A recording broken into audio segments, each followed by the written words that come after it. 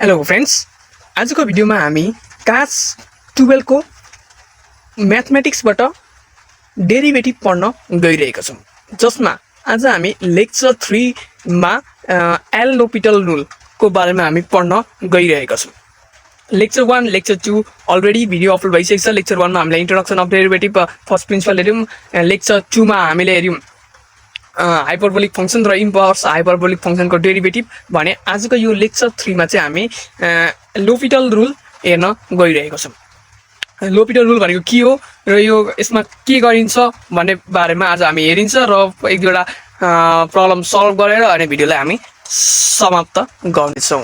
मेरो नाम सक्षम रिजाल र हाम्रो सानो च्यानल माई सोल्युसनमा सबैलाई स्वागत छ। ल त भिडियोलाई सिधै सुरु गरौँ।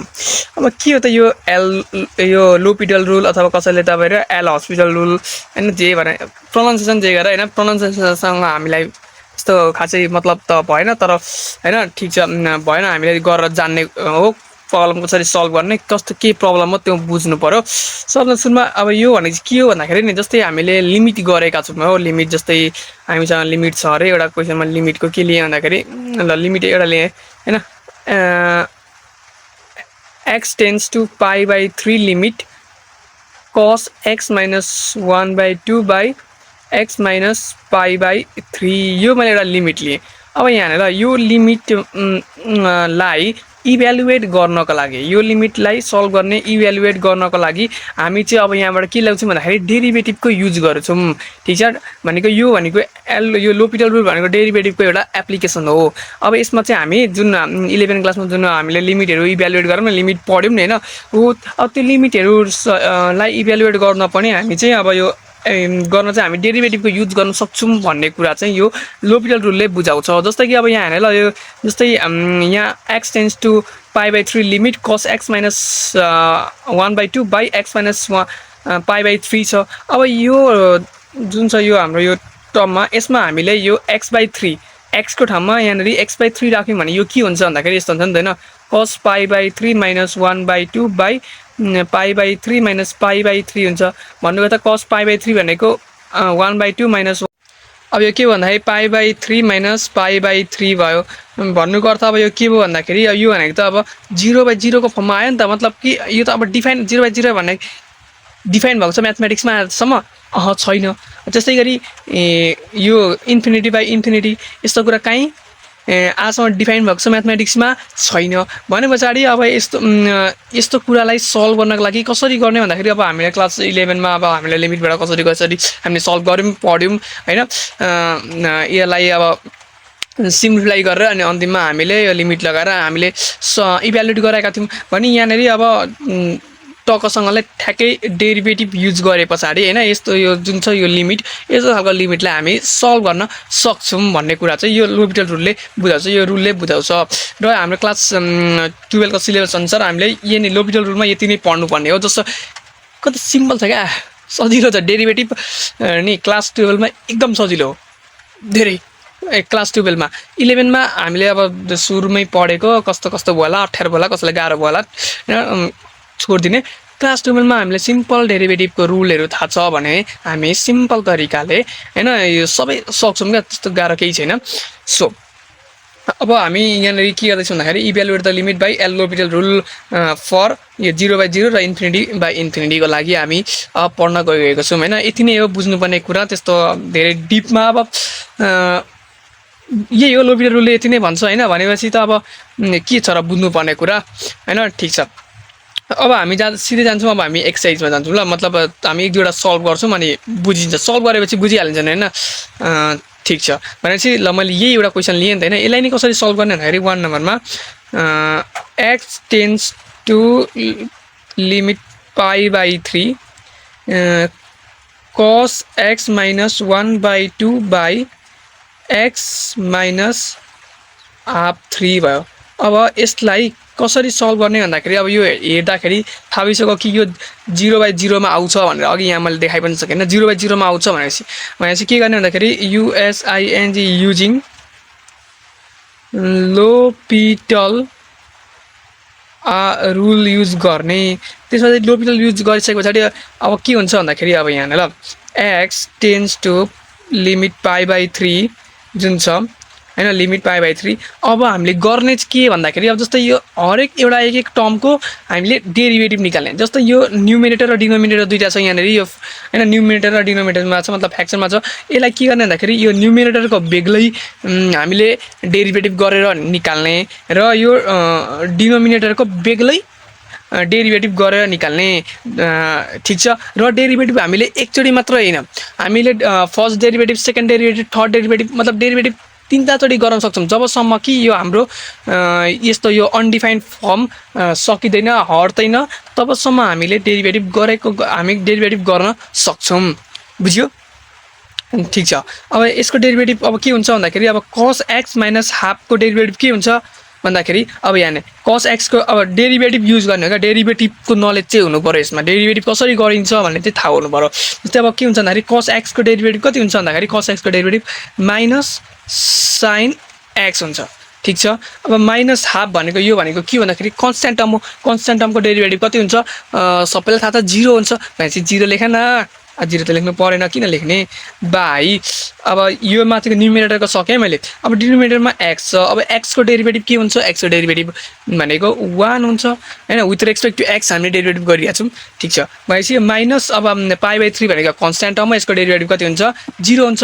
भनिसकेपछि हामीले लोभिटल रुल लगाइसक्यौँ। अब sin x/1 आयो। अब x को ठाउँमा हामीले पाई/3 राख्दाखेरि कुनै यो अनडिफाइन्ड फर्म हुन्छ, अनडिफाइन्ड केही आउँछ आउँदैन।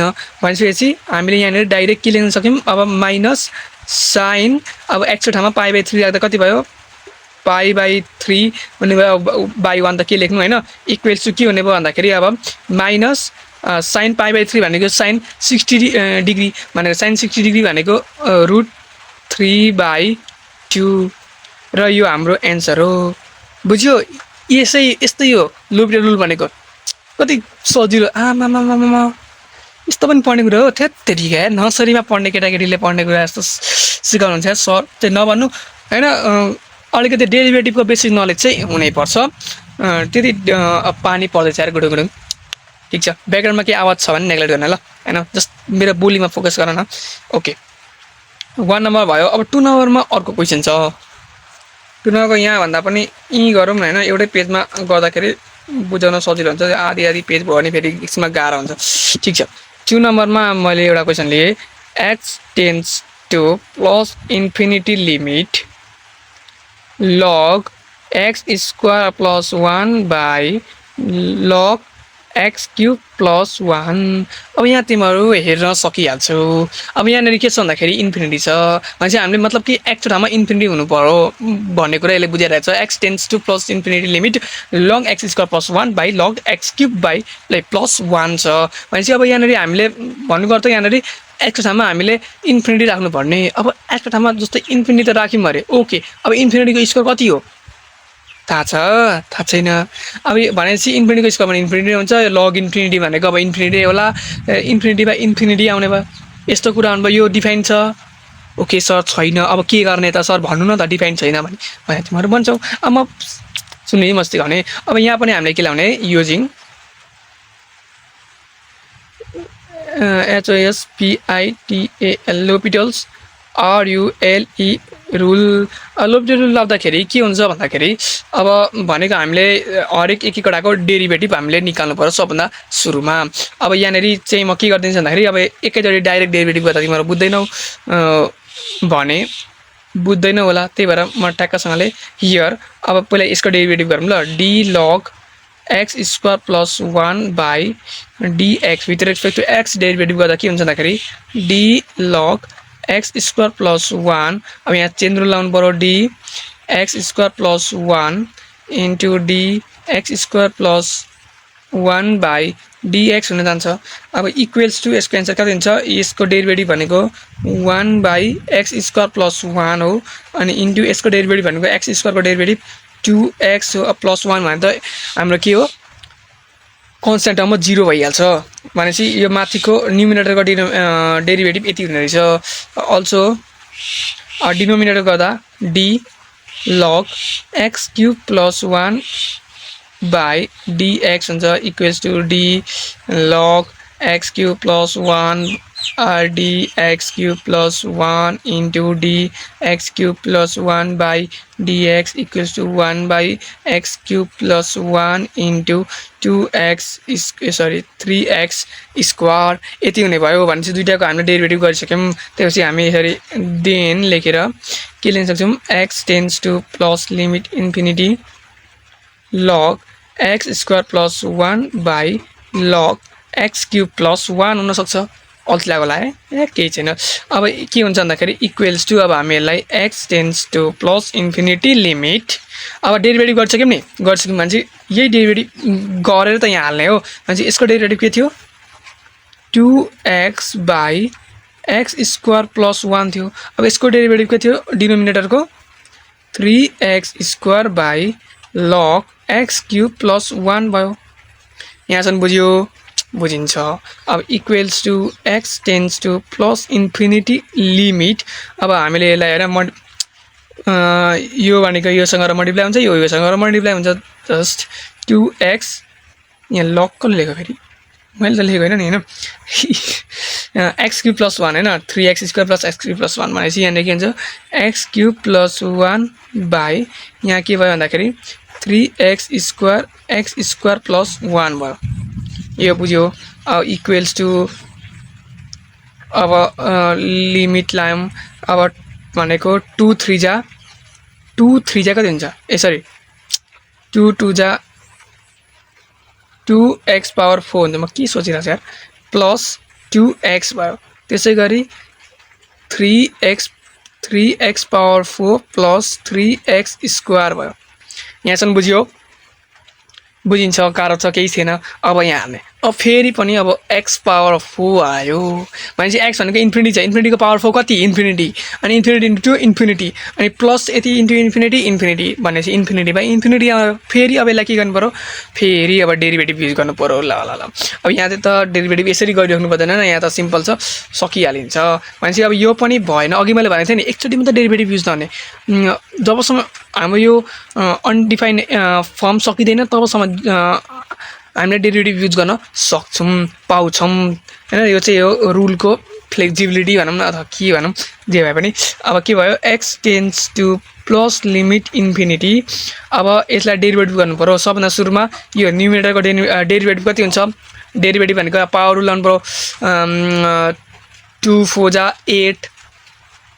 8x क्यूब भयो यो अनि प्लस यो भनेको 2 भयो डेरिभेटिभ त सबैलाई आउँछ थाहा छ मलाई अब 3 4 जा 12x क्यूब प्लस 3 2 जा 6x भयो अब यहाँ पनि अझै सकियो त सकिएन अझै x स्क्वायर रहिरहेको छ हो कि हैन हो x स्क्वायर x क्यूब छ नि त अझै अनि फेरि डेरिभेटिभ लाउने x tend to plus infinity limit 8 3 जा 24 x स्क्वायर प्लस अब 0 भयो यो ठीक छ अब डिवाइड बाइ 12 3 जा 36 प्लस 36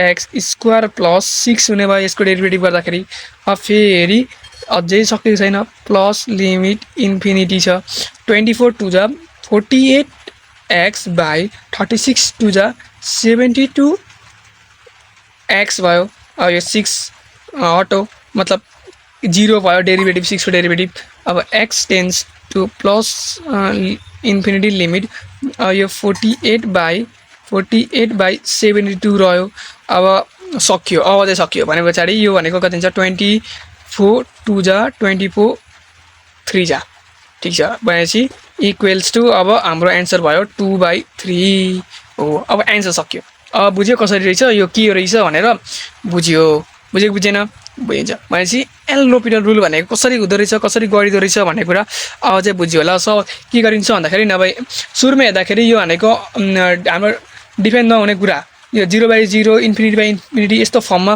सुरुमा रहेको हुन्छ यसलाई हामीले अब 11 मा हामीले अब लिमिटको अब यसलाई सुरुमा हामीले सिम्प्लिफाई गर्थ्यौं इधरलाई हैन सिम्प्लिफाई गरेर अनि लास्टमा रहेर हामी एन्सर निकाल्थ्यौं भने अब यहाँ चाहिँ के छ भन्दाखेरि हामीलाई डेरिभेटिभको यो एप्लिकेसन लोपिटल रुल भनेको न डेरिभेटिभले अब हामीलाई अब यस्तो शक्ति दियो भनौं न शक्ति त हैन अब अरु बेला कस्तो गाह्रो भएको थियो भने चाहिँ अब यहाँ त के हुन्छ भन्दाखेरि टेक्सनले यसको मतलब डाइरेक्ट हामीले यसमा डेरिभेटिभ गर्ने अनि डेरिभेटिभ सकेर अनि एन्सर निक्लिहाल्ने रहेछ क्या। अब यस्तो कुरामा यसको डेरिभेटिभ गऱ्यौँ, यसको डेरिभेटिभ गऱ्यौँ, यहाँनिर गऱ्यौँ, टक्कसँगले राख्यौँ, राख्दाखेरि यो आयो होइन, हामी यो आयो, फेरि यहाँ यसो हेर्दाखेरि फेरि यो त्यही इन्फिनिटी बाई इन्फिनिटी फर्ममा आउने भयो, फेरि डेरिभेटिभ गऱ्यौँ फेरि त्यही आयो, फेरि डेरिभेटिभ गऱ्यौँ फेरि इन्फिनिटी बाई इन्फिनिटीको फर्ममा आउँछ, फेरि गऱ्यौँ फेरि अनि लास्टमा चाहिँ एन्सर मिल्यो भने चाहिँ हामीले कतिचोटि डेरिभेटिभ गऱ्यौँ भन्दाखेरि एकचोटि, त्यसपछि यहाँनिर दुईचोटि, तिन, चारचोटि, पाँचचोटि गर्दा मात्रै फिफ्थ डेरिभेटिभसँग गर्दा मात्रै हाम्रो एन्सर मिल्ने भयो भनिसकेपछि यसरी गर्दाखेरि सकसँगले सजिलो भयो। जस्ट हामीलाई डेरिभेटिभको नलेज हुँदा मात्र पनि हामी यसरी लिमिट पनि सल्भ गर्न सक्छौँ भनेर हामीलाई यो लोपिटल रुलले सिकाउँछ। ठिक छ, तिमीहरू भन्छ ओके ठिक छ, ओके। आजको अब यति नै त होइन, के छ धेरै पढ्नु पनि हुँदैन होइन।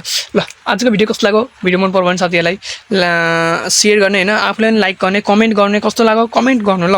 ठिक छ, र अनि नयाँ छौ भने चाहिँ प्लिज सब्सक्राइब गर।